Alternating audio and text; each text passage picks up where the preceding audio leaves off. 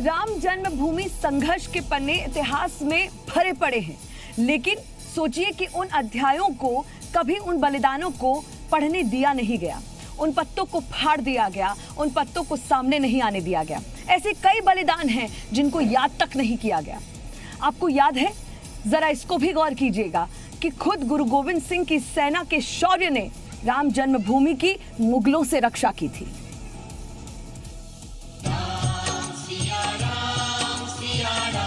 जय जय राम, राम सिया राम, सिया राम, जय जय राम। 500 साल का राम मंदिर संघर्ष।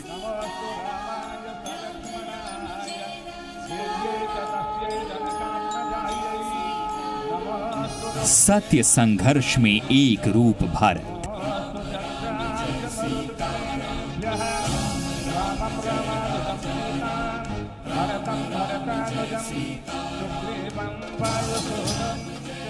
नानक गोविंद की प्रिय धरती।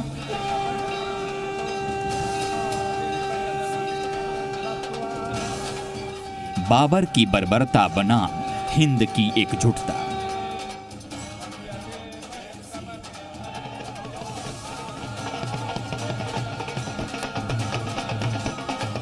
अयोध्या की पवित्र सरयू के जल को हाथ में लेकर सिर्फ हिंदू साधु संतों और राजाओं ने ही अन्याय के खिलाफ संकल्प नहीं लिया था, बल्कि राम मंदिर के लंबे संघर्ष में सिखों के 10वें गुरु गोविंद सिंह जी महाराज और उनकी सेना का भी योगदान था। अयोध्या के लंबे संघर्ष की कहानी बताती है कि कई बार हिंदुओं ने अपने पवित्र भूमि को मुगलों के आधिपत्य से मुक्त कराने के लिए लड़ाइयां लड़ी, पर इनमें से ज्यादातर लड़ाइयों में वो असफल रहे थे, सिर्फ एक को छोड़कर, जो गुरु गोविंद सिंह की सेना ने लड़ी थी। जरा इतिहास के इस दस्तावेज पर भी नजर डालें।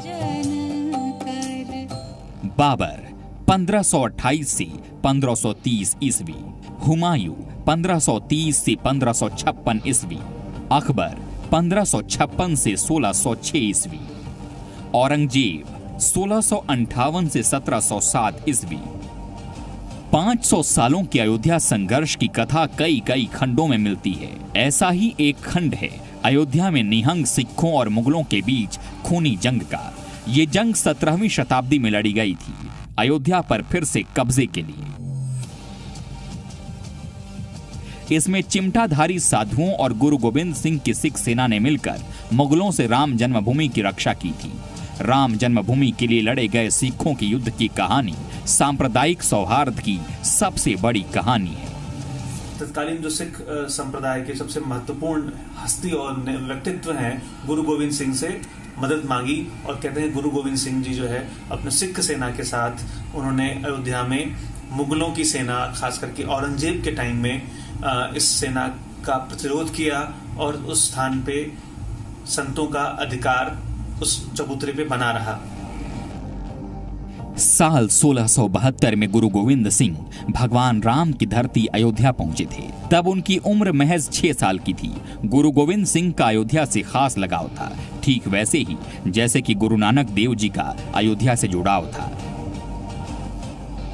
कहते हैं कि 17वीं शताब्दी में औरंगजेब की सेना ने अयोध्या पर चढ़ाई की थी। उस वक्त बाबा वैष्णव दास ने गुरु गोविंद सिंह से मदद मांगी। गुरुजी ने फौरन निहंग सिखों की सेना को राम जन्मभूमि की रक्षा के लिए भेजा। मुगलों के खिलाफ भीषण जंग हुई। औरंगजेब की सेना को मुंह की खानी पड़ी। औरंगजेब ऐसा सदमे में आया कि पूरी जिंदगी फिर उसने अयोध्या की तरफ नजर उठाकर नहीं देखा। सिख योद्धाओं ने राम जन्मभूमि की रक्षा के लिए शौर्य का वो इतिहास लिखा था जो निश्चित ही अमर है। जहां सिख आर्मी ने अपना पड़ाव डाला था, वो स्थान आज में गुरुद्वारा ब्रह्मकुंड के नाम से विख्यात है। गुरुद्वारे में आज भी वो हथियार सुरक्षित रखे गए हैं। ये क्रीच है जो उनका मेन शस्त्र था, ये और उसके बाद ये खंडा है, ये चक्र है और ये तलवार है। इस तरह के शस्त्र जो है इसके उपयोग से अयोध्या की संघर्ष कथाएं क्यों छोड़ दी गईं? क्यों नहीं चढ़ी वो हमारे राष्ट्र के इतिहास के पन्नों पर?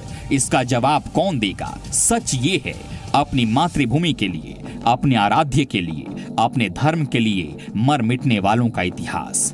वामपंथी इतिहासकारों के नजरिए से कभी इतिहास नहीं रहा, बल्कि इतिहास उनका लिखा गया जो तलवारें लेकर आए। All India Muslim personal law board का ताजा शिगुफा भी उसी तलवार की हनक है जिसने 500 सालों के संघर्ष की नींव रखी थी। ब्यूरो रिपोर्ट, जी मीडिया।